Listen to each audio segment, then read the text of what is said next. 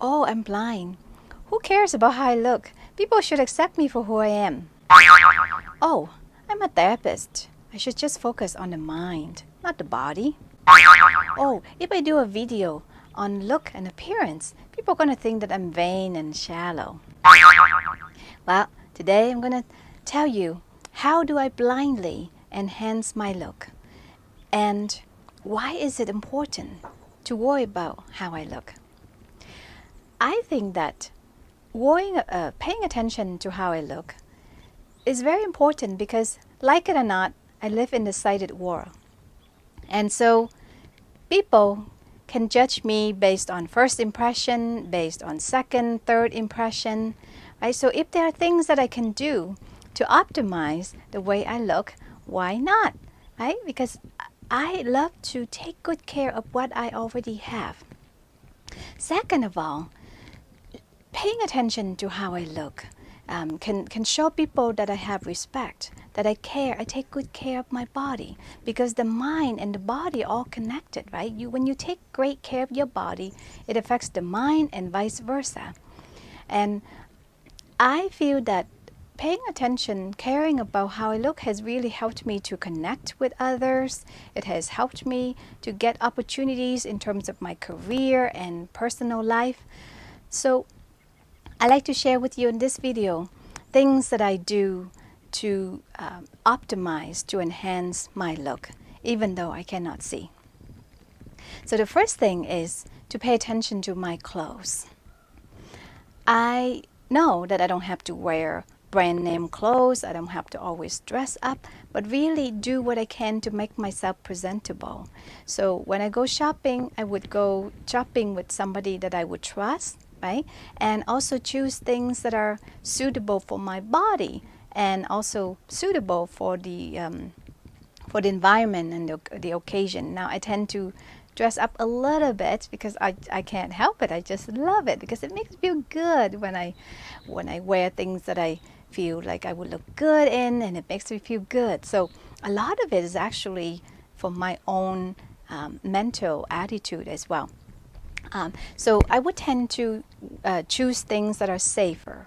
So my pants or my skirts, they tend to be in neutral colors like blacks or whites, right? And then my blouses or my tops, then I can wear other colors, or vice versa. If I have a pair of pants or skirts that are more in other colors other than black and white, then I would tend to wear that with a black top. Right, so I would choose things that are safer for me.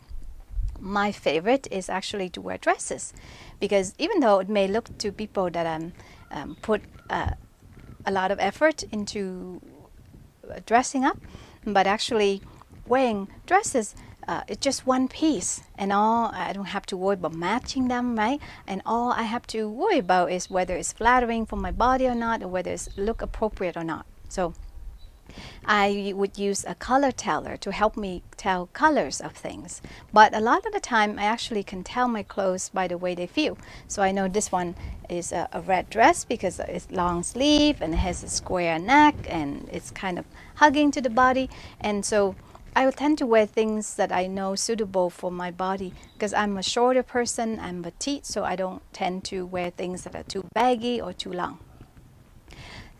The second thing I do is I monitor my weight and I watch what I eat, because as a blind person, many blind people are very active, but I'm not. I'm not the most active person, and also because I'm shorter and I'm petite, so I can easily put on weight. So I monitor my weight, I pay attention to what I eat, because I think that when I was a behavior, I didn't like how I moved about. I didn't feel as at ease, and my body would have some aches and soreness. And so when I'm lighter, I would feel good. So it's not just the weight, it's also would have an impact on my health, my confidence, and my comfort in myself. Another thing I take care of is my skin, because I know that I show my face to the world, And so when I take good care of my skin, in another video I'm going to share with you tips that I use, that things that I do to help me optimize, like to help with my skin to be more clear and smoother. But the things I would use Korean skincare products because they're very affordable, but they're also very high quality, and they have natural ingredients and really little chemicals, or even no chemicals depending on what I buy. And so I would do things to help with my skin. Also, I used to wear makeup, but I don't do that anymore. And so the things I would do with that is I would use like permanent makeup for my eyebrows, for my eyes, maybe a bit on my lips, right? Permanent makeup, so I don't have to worry about doing makeup. Then I can have more chance making mistakes. Also, I would use something called BB cream. So BB creams are, BB stands for beauty balm, and BB creams are made by Korean skincare, and they're good because they so foundation, right? Foundation, I used to use foundation. It's pretty easy. I just spread all over my face with my fingers. But foundation is only good for makeup purposes, whereas BB creams, it can give you some coverage. It can also have some colors that matching your skin. And it also can help with your skin, and also has sunscreens, because I think sunscreen is really important. It protects your skin. Even though I live in Canada, and a lot of time, you know, there's not a lot of sun in the winter, but there's still UV ray, lights and things like that. So I believe that it's really important to protect your skin with sunscreen. And so BB cream has all of those things. It can act like a foundation, but also has sunscreen, and it also have moisturizing properties. So BB cream is really easy for a person who cannot see to use. I just pump some on my hands, fingers, and just spread all over my face. And lastly, I would say body language. So even though as a blind person, it might be hard for me to pick up on body language, but I can certainly do things to help with my own body language. So say body posture.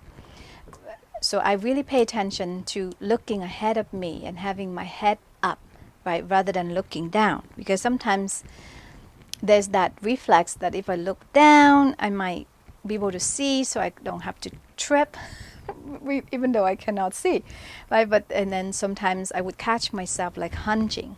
So I would do my best when I sit or when I stand, sit with open body posture, upright, face head forward and up.